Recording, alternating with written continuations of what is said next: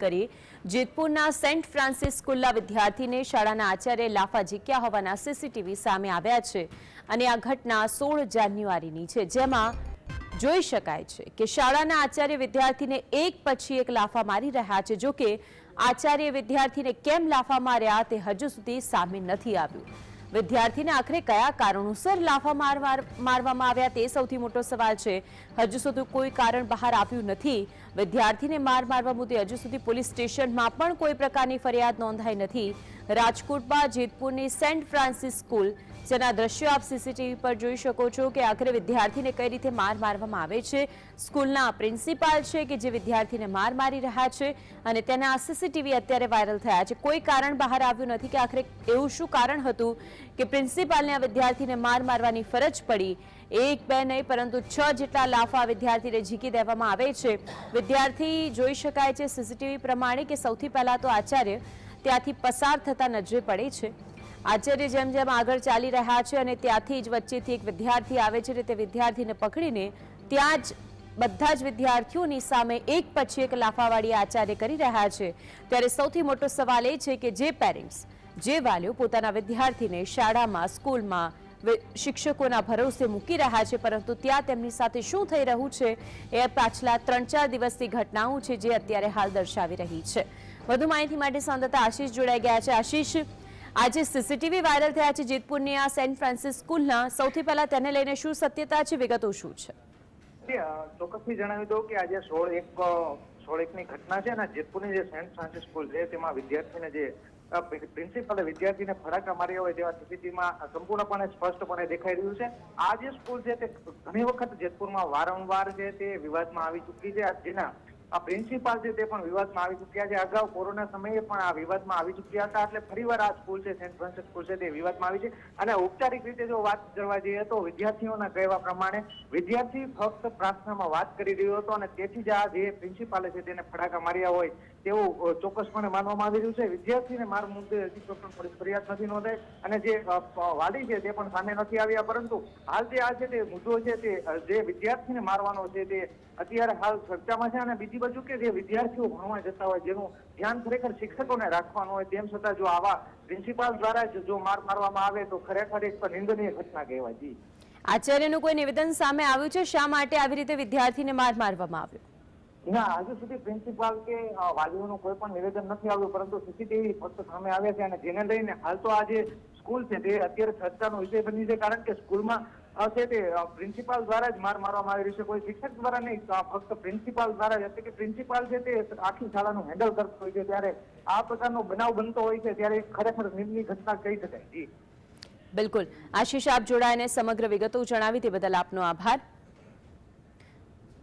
તો આખરે જે રીતે અમારા સંવાદદાતા વિગતો જણાવી, હવે આ જ અંગે વધુ માહિતી માટે સ્ટુડિયોથી સહયોગી કામેશ ચોકસી જોડાઈ ગયા છે। કામેશ, જે રીતે એક પછી એક ઘટનાઓ સામે આવી રહી છે વિદ્યાર્થીઓ સાથેની, એમાં પણ આ જે સ્કૂલની ઘટના સામે આવી, હવે આ વિદ્યાર્થી એવું તો એને શું કરી દીધું કે આચાર્ય તેને મારવું પડે?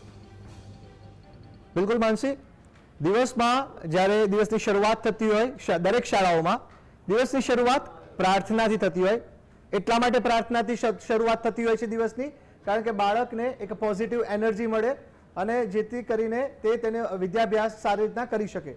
હાલમાં જે સીસીટીવી જે સામે આવે છે તેને લઈને પ્રથમ વાત કરીશું તો જેતપુરની સેન્ટ ફ્રાન્સિસ્કો સ્કૂલ જે છે કે જે અગાઉ પણ ક્યાંક વિવાદોમાં સપડાયેલી હતી, આ જ સ્કૂલ ફરીથી વિવાદમાં આવી છે। કારણ શું છે? કારણ જીએસટીવીના દર્શકો સુધી આ દ્રશ્યો પહોંચી રહ્યા છે, એટલા માટે પહોંચી રહ્યા છે કારણ કે જે સીસીટીવી સામે આવ્યા છે, આ સીસીટીવીમાં જે શાળાના પ્રિન્સિપાલ છે, આચાર્ય છે, તે બાળક જે છે, વિદ્યાર્થી જે છે તે જઈ રહ્યો છે તેને તમાચા મારતા જોવા મળી રહ્યા છે। સૌથી મહત્વની વાત એ છે કે જે અત્યારે જે પ્રાથમિક જાણકારી સામે આવી રહી છે તે પ્રમાણે કે બાળક પ્રાર્થનામાં વાતો કરતો હોવાની વાત સામે આવીને જેને લઈને આચાર્યનો પિત્તો ગયો, ગુસ્સો આવ્યો અને એણે તમાચા મારી દીધા। એક તમાચો નહીં પરંતુ 2 થી 3 વધુ તમાચા તેમણે જાહેરમાં વિદ્યાર્થીને મારી દીધા।